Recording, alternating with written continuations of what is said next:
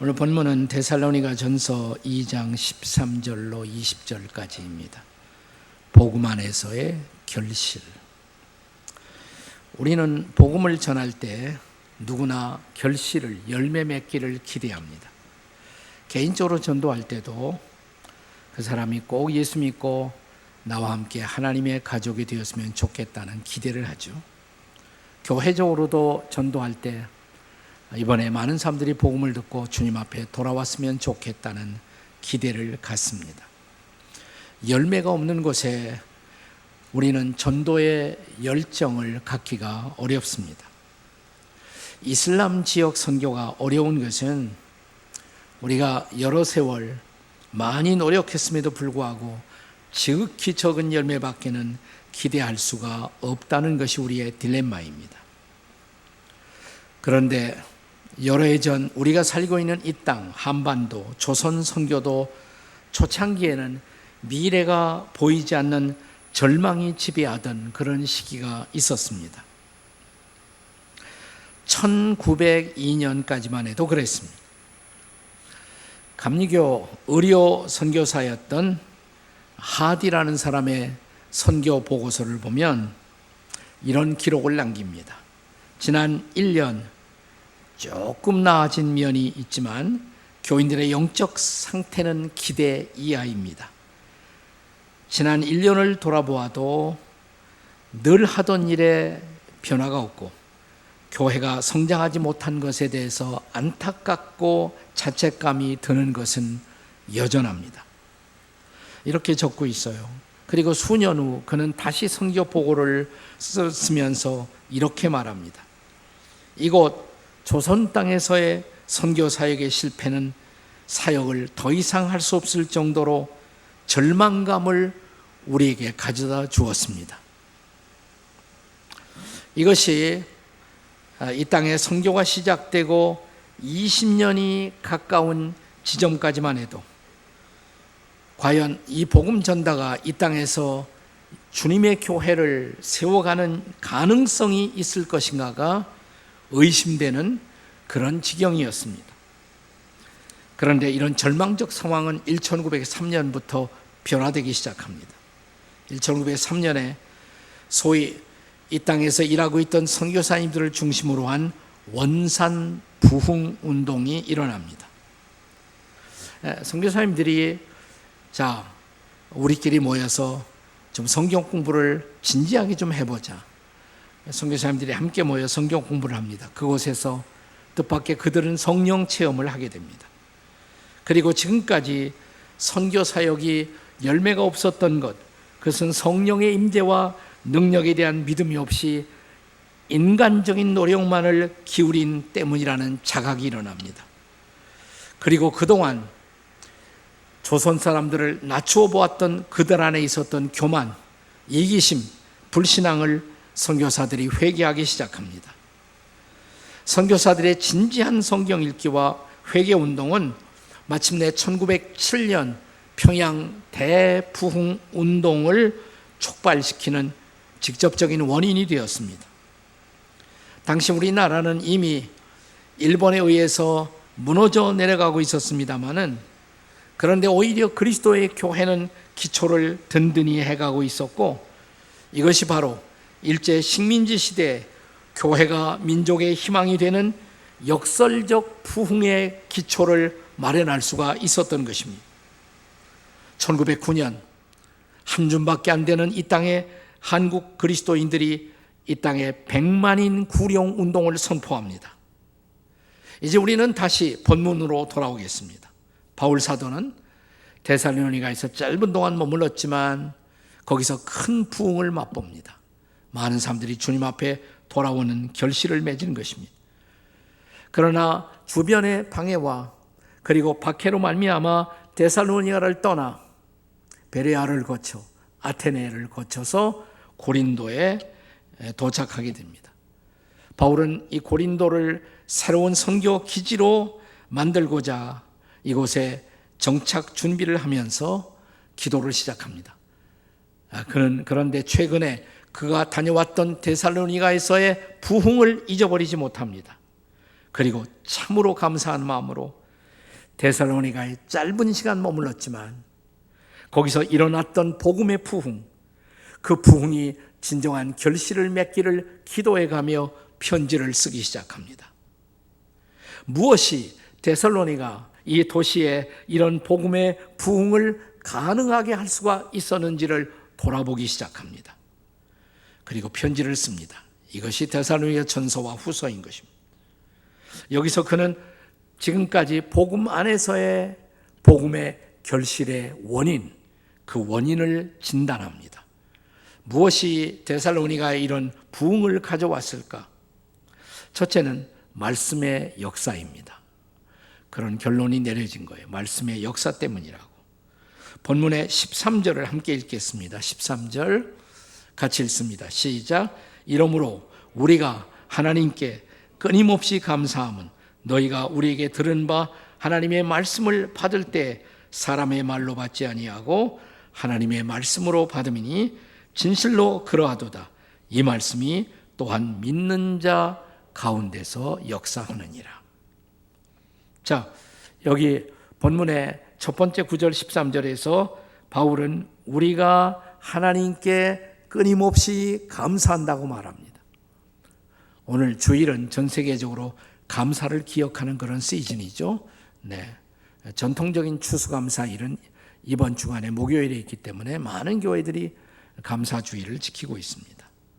근데 바울의 감사의 원인은 뭐냐? 복음이 열매 맺게 되는 것을 보고 감사하는 것이에요. 그것은 그 무엇보다 바울의 마음을 채우고 있었던 감사의 제목이었습니다. 그리고 그것이 가능할 수 있었던 것, 그건 하나님의 말씀의 사역 때문이다. 이런 결론을 내립니다. 그렇습니다. 바울은 하나님의 말씀의 역동성을 믿고 있었습니다. 히브리서 4장 12절의 말씀을 혹시 기억하십니까? 우리 같이 한번 읽겠습니다. 히브리서 4장 12절 시작.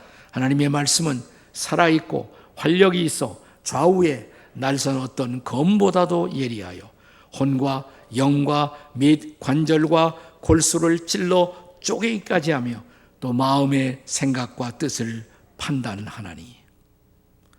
네, 옛날 번역에 보면 하나님의 말씀은 살았고 운동력이 있어 이렇게 번역했죠. 근데 최근 번역은 활력이 있다. 글쎄요, 저는 운동력이 더 좋은 것 같은데. 네. 여기 활력이 있다, 운동력이 있다. 이건 본래 두 단어의 결합이에요. 안에 인이란 단어와 히라보에서 에르곤, 이것은 역사한다, 일한다. 안으로부터 일한다, 역사한다. 다시 말하면 우리가 하나님의 말씀을 받아들이면 이 말씀은 우리 마음 안에서 역동적으로 동력을 만든다는 것입니다. 그렇습니다. 우리가 설교를 들을 때 이것을 단순히 종교 지도자의 스피치로만 받아들이면 그것은 종교적 지식을 더하는 강연에 불과합니다. 하지만 이 말씀을 사람의 말이 아니라 하나님의 말씀으로 받아들일 때 이 말씀을 받는 마음 안에서 하나님이 역사하시는 것입니다. 그분이 일하시는 것입니다. 그리고 그분이 기대하는 열매가 맺어지는 것입니다. 우리 시대의 세계적 전도자였던 빌리 그레함 목사님의 설교를 듣고 수많은 사람들이 인생의 변화를 받습니다. 그래서 무엇이 그분의 설교를 독특하게 한 것일까? 그것을 어떤 관점에서 분석하려고 시도한 사람들이 적지 않았어요. 근데 결론은 다 한 가지로 났습니다. 그것은 그가 성경을 다시 말하면 하나님의 말씀으로 믿고 설교한 때문이며, 그래서 우리가 빌리 그레함 설교를 들어보면 계속 반복되는 이런 말이 있어요. The word of God says, 혹은 the Bible says. 하나님의 말씀은 말하기를, 성경은 말하기를, 하나님의 말씀은 말하기를. 계속 이 단어가 반복됩니다. 그는 실제로 하나님의 말씀을 믿고 하나님의 말씀으로 선포했고, 또 말씀을 받는 청중들이 그것을 하나님의 말씀으로 받았을 때 그것이 가져왔던 놀라운 역사였다라는 결론입니다. 오늘 본문에 여기 13절에 하나님의 말씀으로 받음이니, 이 받았다는 단어가 이걸 영어로 표기하면 이게 accept, 수용했다, 말씀을 수용해, receive, 받아들였다. 그런데 히라보 원어에는 데코마이라는 단어가 쓰여집니다. 근데 이 단어는 그냥 받아들인다는 말이 아니라 즐겁게 열렬히 환영하는 마음으로 이 말씀을 받았다는 그런 뜻입니다. 이렇게 말씀을 열정적으로 받아들이는 사람들 안에 성경이 말한 대로 믿는 자 가운데서 역사하느니라. 그 결과가 나타나는 것입니다. 그것이 바로 말씀의 역사요, 그리고 복음의 역사입니다. 그때 이 말씀은 우리 안에서 하나님의 뜻을 이루어가는 것입니다. 바울은 우리가 골로새서 1장을 읽어보면 하나님이 나를 복음의 사역자로, 교회의 사역자로, 복음의 일꾼으로 혹은 교회의 일꾼으로 불러주신 목적을 골로새 1장 25절에서 이렇게 고백합니다. 같이 한번 읽습니다. 다 같이 시작. 내가 교회의 일꾼이 된 것은 하나님이 너희를 위하여 내게 주신 직분을 따라 하나님의 말씀을 이루려 함이니라. 네, 교회 지도자가 하는 일, 자기의 꿈이나 자기의 개인의 어떤 생각을 성취하는 것이 아니에요. 말씀을 이루어가는 것입니다. 그런 말씀을 선포하고 말씀을 문자 그대로 이루어가는 사역, 그것이 하나님의 사역인 것입니다. 그래서 하나님의 말씀으로 인정하고 받는 곳에서는 언제나 하나님의 말씀이 일하시고 그 말씀이 이루어지고 복음의 결실이 생기는 것입니다. 미국의 한 신학교에서 강의를 수강하고 나오던 신학생 하나가 방금 전 가르쳤던 교수님에게, 그분은 아주 세계적으로 유명한 교수님이었어요. 갑자기 성경을 들이대면서 성경을 들고 이 성경이 정말 당신과 나를 변화시킬 수 있다고 진짜 믿으십니까? 이렇게 물었다고 그래요. 그때 이 교수님은 빙그레 웃으면서 이렇게 대답했다고 합니다. 당신이 성경을 그렇게 붙들고 있을 때가 아니라 그 성경이 당신과 나를 붙들 때에만 비로소 당신과 나는 변화될 수가 있을 것이네. 그렇게 우리가 성경 붙든다고 이 역사가 일어나는 것이 아니라 성경이 우리를 붙들 때, 말씀이 우리를 붙들 때, 말씀이 우리를 지배하고 다스릴 때 하나님이 기대하는 결과가 일어날 수가 있다는 것입니다. 믿으십니까, 여러분? 아멘이십니까? 그래갖고 어디 역사가 일어나겠습니까? 그렇게 해갖고. 네. 그게 말씀의 역사예요. 말씀의 역사. 하나님의 모든 위대한 역사는 말씀의 역사인 것을 믿으시기 바랍니다. 자, 데살로니가에 일어났던 놀라운 복음의 결실, 그 원인, 첫째는 말씀의 사역이고 두 번째는 고난을 극복했기 때문입니다. 고난을 극복했기 때문입니다. 우리가 복음의 결신, 복음 안에서의 복음의 결실을 기대한다면 무엇보다 고난을 극복하는 용기가 있어야 합니다. 자, 본문의 14절을 함께 보겠습니다. 14절 같이 읽겠습니다. 시작. 형제들아, 너희가 그리스도 예수 안에서 유대에 있는 하나님의 교회들을 본받은 자가 되었으니 그들이 유대인들에게 고난을 받음과 같이 너희도 너희 동족에게서 동일한 고난을 받았느니라. 두 번씩 반복되는 단어 뭐예요? 고난이죠. 그들은 고난을 받았다는 것이에요. 그리고 그 고난을 극복했다는 것이에요. 그래서 열매가 맺어질 수 있었다는 것입니다. 바울은 특별히 자기와 같은 동족 유대인 율법주의자들에게 많은 고난을 받았습니다.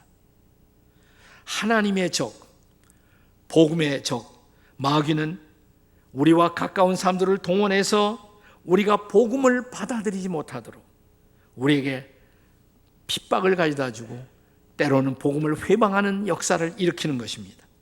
복음이 진리라면 진리의 적으로부터 회방이 있을 수 있다는 것, 그것은 당연히 기대할 수 있는 일이 아니겠습니까?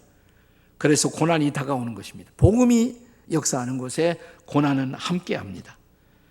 바울은 오늘 본문의 15절과 16절에서 바울의 동족 유대인들이 어떻게 복음의 적이 되었는가를 상세하게 지적합니다.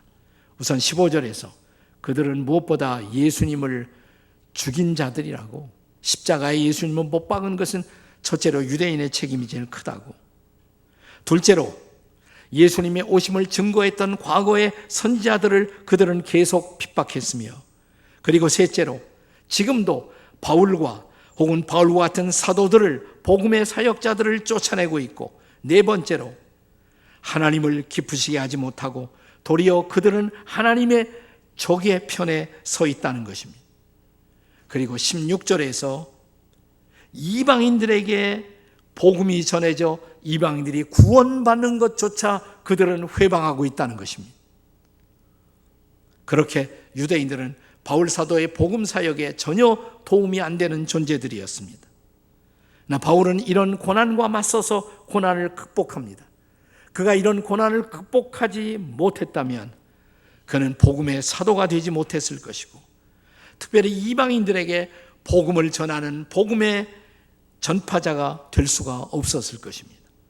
사랑하는 여러분, 모든 의미 있는 일의 성취에는 고난의 극복이 필요한 것입니다.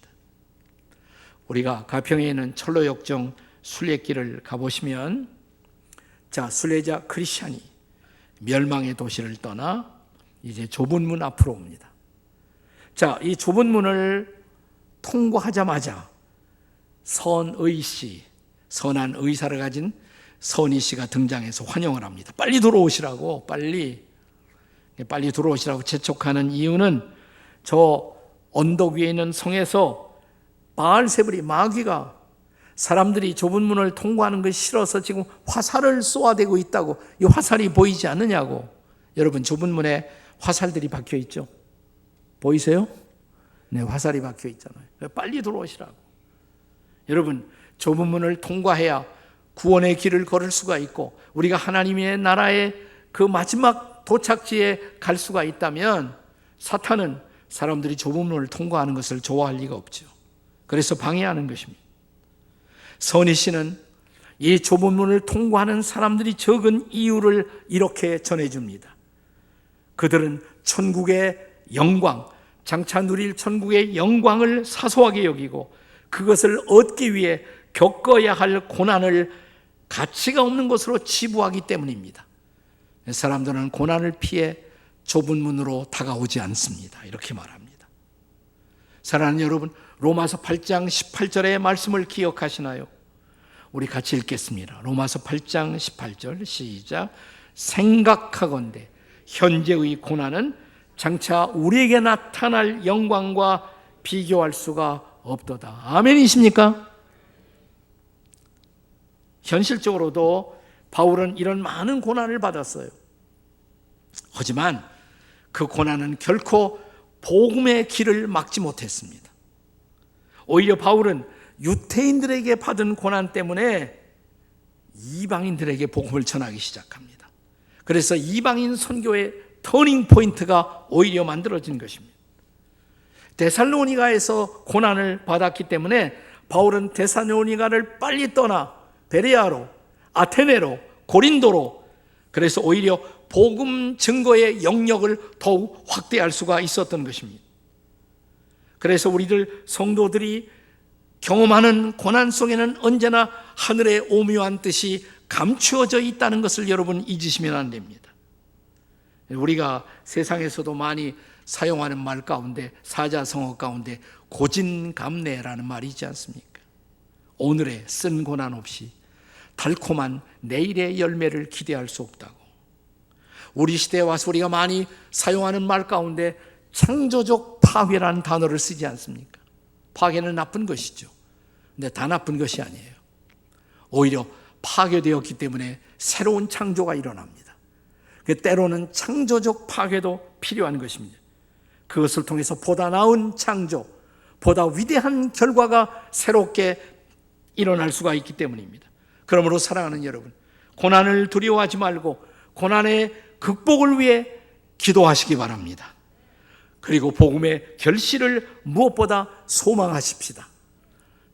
바울이 지금 데살로니가에 있었던 부흥, 짤막한 기간에 부흥이 일어났던, 그리고 복음의 결실이 일어났던 원인을 계속 진단합니다. 첫째는 말씀의 사역이라고, 둘째 고난의 극복이라고, 그리고 세 번째는 결실의 기대입니다. 다 같이 옆에 사람에게 결실을 기대하십시다 한번 해보세요. 결실을 기대하십시다. 이렇게. 자, 우리가 복음의 결실을 소망한다면 실제로 그런 결실이 열매가 맺혀지기를 기대해야죠. 저는 이 기대가 또 하나의 믿음이라고 생각해요. 자, 믿음이 없는 것에서 기대가 가능하겠습니까? 믿기 때문에 기대하는 것이죠. 네. 바울이 데살로니가를 떠난 후 일부 데살로니가의 사람들 가운데는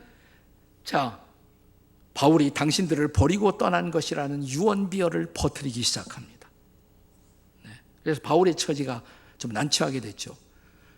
너희들을 버리고 도망간 거라고, 바울은. 그래서 이 편지를 쓰는 것입니다. 자, 본문 17절에서 바울의 고백을 들어보십시오. 같이 읽겠습니다. 시작. 형제들아, 우리가 잠시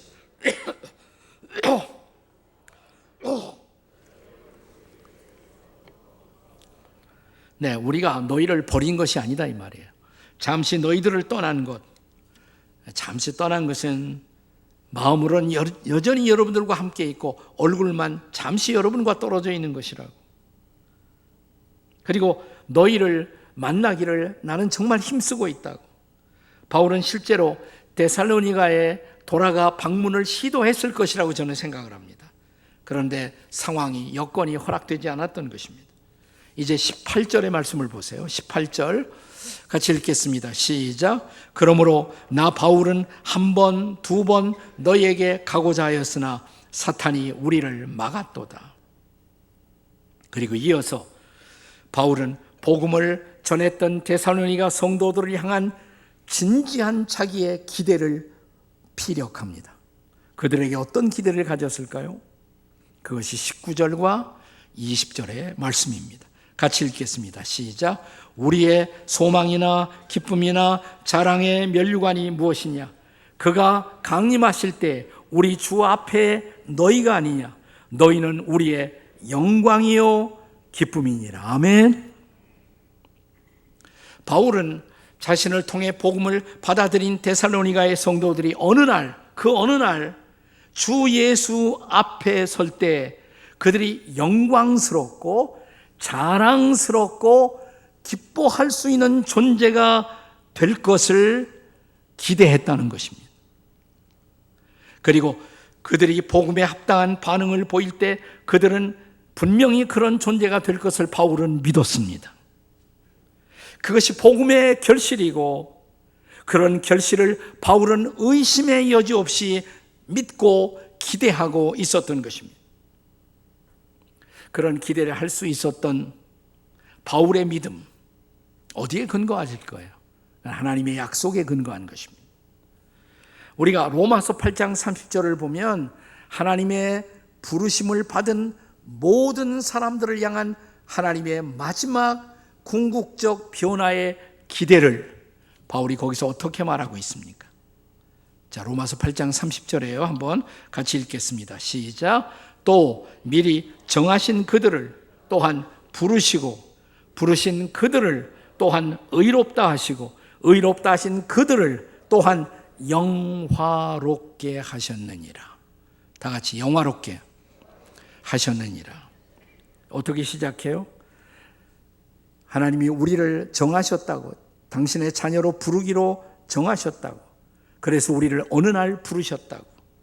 자, 부르신 우리들을 향해서 제일 먼저 하신 일, 의롭다 하시고, 여기서 의롭다 하다는 말은 죄를 한 번도 범하지 않은 사람처럼 그렇게 간주하신다는 뜻이에요. 의롭다고 하시고, 네. 그러니까 일단 하나님은 의인으로 선포를 해놓으시고 우리를 그 장소로 가도록 인도하시는 것입니다. 믿음으로 우리를 의롭다고 하시고, 이 시작이에요. 의롭다 하시고. 근데 마지막 최후의 결과는 뭐냐? 어떻게 해요? 영화롭게 하셨느니라. 아멘. 자, 의롭다함을 받은 우리를 거룩하게 하시고, 그걸 기독교 교리에서 성화라고 합니다. 그리고 거룩하게 된 그들의 마지막 완성이 영화롭게 한다. glorified, 영화롭게 하셨느니라. 그런데 영화롭게 된다는 것이 뭘 말하는 거예요? 어떻게 되는 것이 영화로운 것입니까? 그것은 바로 직전 구절, 로마서 8장 30절을 읽었는데 29절에 보면 나와 있습니다. 영화로운 인격의 완성이에요. 그것은 달리 말하면 하나님의 맏아들 되신 예수 그리스도의 형상을 본받는, 그리스도를 닮아가는 완성인 것입니다. 여러분, 우리가 예수 믿고 예수에 속한 사람이 되어 일어나는 놀라운 변화는 예수를 닮아간다는 것입니다. 나중에 예수를 온전히 그리고 완벽하게 닮은 모습으로 영광스럽게 완성되어 주님 앞에 서게 되는 것, 이것이 바로 영화의 교리예요. 영화의 교리. 네. 바울은 데살로니가 성도들에게 이 포기될 수 없는 사랑의 대상이었고 기대의 대상이었던 것입니다. 그래서 바울은 그 결과를 기대하고 있었어요. 그 결실을 기대하고 있었어요. 우리가 나중에 데살로니가 후서를 조금 이따 보게 될 터인데, 후서에 가시면 2장 13절 14절에서 다시 한번 이런 기대를 바울은 말하고 있습니다.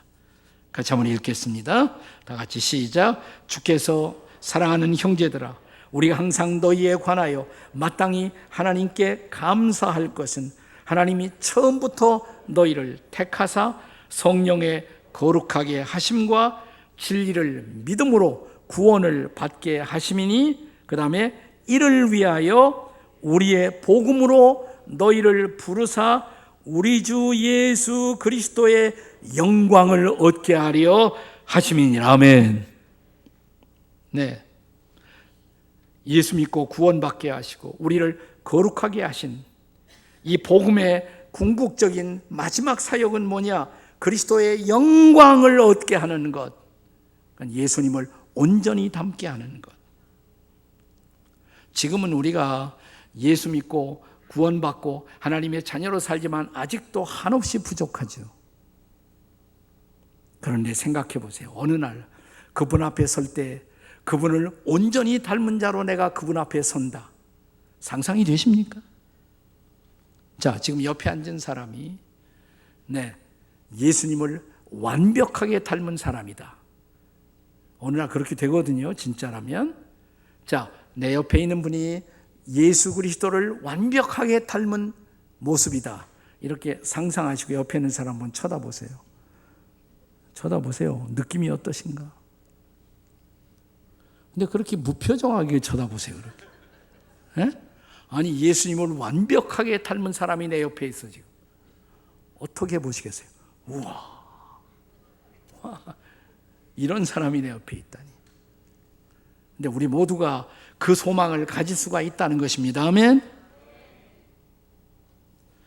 저는 이 그리스도를 온전히 담는 스토리만 얘기하면 늘 생각나는 이야기 하나가 있어요. 청교도 작가인 나타네엘 호돈이 쓴, 우리가 중학교 때마다 읽었을 책, 큰 바위 얼굴, 생각나시죠? The Great Stone Face. 주인공은 어니스트라는 이름을 가진 소년이에요. 자라날 때 자기 어머니로부터 늘 이런 얘기를 듣습니다. 자기 마을 저 언덕 위에 사람 모습을 한 바위 얼굴이 있는데 어느 날 그 마을에 그 얼굴을 닮은 주인공이 나타나서 마을 사람 모두에게 행복을 주고 희망을 가져다 줄 것이라고, 그 이야기를 들으면서 자랐단 말이죠, 엄마에게. 그러니까 기다리겠죠. 혹시나 그런 사람이 등장할까. 세월이 흘러가는 동안에 부자 한 사람이 등장합니다. 비슷해요, 그 바위 얼굴하고. 마을이 흥분하고 난리가 났습니다. 나 얼마 후에 그는 형편없이 마을 사람들을 실망시키고 떠나갑니다. 그 다음에 장군님이 등장하십니다. 장군님. 또 마을은 흥분했습니다. 저분이 진짜 닮았다고. 그러나 아니올시다였어요. 그 후에 한 정치가가 등장했어요. 그럴듯했어요. 얼굴도 비슷하고 하는 말도 마을 사람 모두에게 그런 행복, 기다렸던 행복을 가져다 줄 것처럼. 그러나 아니올시다였습니다. 마지막에 시인이 등장하죠. 시인. 아주 비슷해요. 근데 시인은 아니라고 그럽니다. 자기는 아니라고. 자기는 부족한 것이 많은 사람이라고. 절대로 그런 사람이 못 된다고. 네. 그러니까 할 수 없죠. 어떻게 해요? 그에게 기대를 걸 수가 없잖아요. 실망한 마을 사람들을 함께 모아놓고 해가 지는 황혼역 마을 앞에 지나가는 강가에 석양의 햇빛이 드러나면서 마을 사람들에게 포기하지 말자고, 저 바위 얼굴을 닮은 사람은 반드시 등장한다고 설득하고 있는 마을에서 태어나 마을에서 자라난 지도자 어니스트를 바라보던 옆에 시인이 소리를 치죠. 저 사람이에요, 저 사람. 여러분, 어니스트를 보세요. 닮지 않았습니까? 이어서 여기저기 마을 사람들이 외치기 시작합니다. 맞아, 어니스트야, 어니스트가 닮았어. 나타니엘 호도는 왜 이 이야기를 우리에게 주었을까요? 아마 이 책을 읽는 보통 일반 독자들하고 크리스찬의 입장은 확실히 다를 거예요. 저는 나타니엘 호돈이 이 큰 바위 얼굴을 하면서 예수님을 가정하고 이야기를 했다고 저는 아주 확신합니다. 그 바위 얼굴을 늘 바라보았던 사람, 아침에도 일어나 그 바위 얼굴을 바라보고, 점심에도 일하다가 힘들면 바위 얼굴을 쳐다보고, 저녁에도 집으로 돌아오면서 바위 얼굴을 쳐다보며 마음에 안식을 얻고 돌아와 취침했던 어니스트. 그는 계속 그 바위 얼굴을 바라보면서 닮아가고 있었던 것입니다. 여러분, 아침에 일어나 눈을 뜨며 제일 먼저 찾는 분이 누구입니까? 아침에 딱 눈 떠서 첫 번째 생각, 주님, 또 하루를 주셨습니다. 오늘 하루 도와주시죠. 그렇게 시작합니까? 오전 동안에 일을 하다가 힘들어지고 머릿속에 복잡해질 때 다시 잠깐 기도하면서 주님 도와주세요. 다시 그 주님을 바라보고, 오후에 내 사랑하는 식구들이 기다리고 있는 집으로 오면서 그들과 함께 나눌 행복한 이야기들을 생각하며 집으로 돌아와 가족들과 함께 기도하고, 또 취침의 침상에 드는 사람. 성경은 우리에게 계속해서 뭘 도전합니까? 믿음의 주요 온전케 하시는 이이신 예수를 바라보자. 우리가 인생의 시선을 그분에게 맞추고 계속 바라보고 산다면 우리의 인생 가운데 마지막에 일어날 가장 영광스러운 변화, 우리가 그분을 닮는다는 것입니다. 이게 복음의 결실입니다. 가장 위대한 결실. 그 결실을 기대하십니까 정말? 지금은 나도 어떻게 할 수 없는 나 자신에게 실망하고, 때로는 나 자신도 스스로를 포기하고 싶은 유혹도 받지만 주님은 나를 포기하지 않는다고. 그리고 주님은 내 안에서 계속 일하신다고. 그 말씀으로 나를 빚어 만드시고, 때로는 고난 속에서 우리를 빚어 만드시며 그분을 바라보게 하시고, 어느 날 인생을 마무리 짓고 그분 앞에 서는 날, 그분을 닮은 황홀한 존재로 그분 앞에 서는 것, 이것이 우리의 궁극적 소망인 것을 결코 잊지 않는 저와 여러분이 되시기를 주의 이름으로 축복합니다. 아멘. 기도하십시다.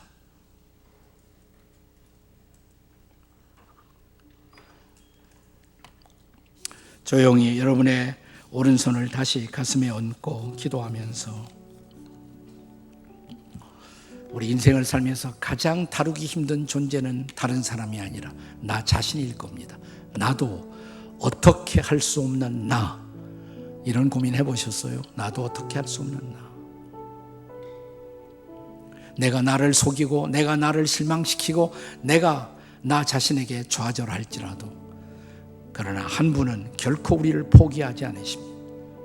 우리가 영접한 예수 그리스도, 우리의 삶의 주인으로 Lord, 주여라고 영접한 주인 되시는 그분이 우리 안에서 말씀을 통해 내 마음을 만지시고 생각을 만지시면서 나는 너를 포기하지 않는다고.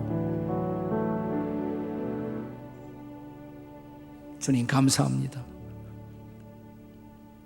빚어주세요. 말씀으로 만들어주세요. 그리고 주님이 기뻐하는 존재로 주님 앞에 설 수 있도록 도와주세요. 우리가 1년 더 살았다는 것은 그만큼 주님 앞에 더 가까이 나올 수 있는 기회입니다. 벌써 한 해가 다 저물어 가고 있습니다. 조금 있으면 달력의 마지막 장을 넘겨야 합니다. 주님, 세월 흘러갈수록 나이만 먹는 사람이 아니라 주님 닮아가게 도와 주시옵소서.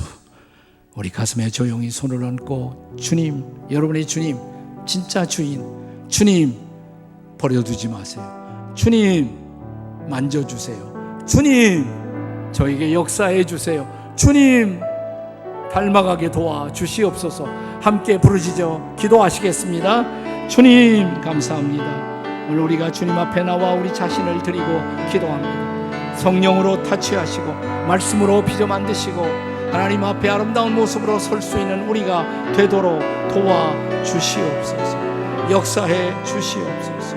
인도해 주시옵소서.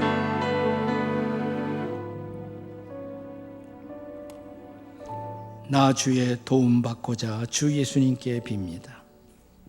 주 형상대로 빚으사 날 받아주소서. 예수님의 이름으로 기도합니다. 아멘.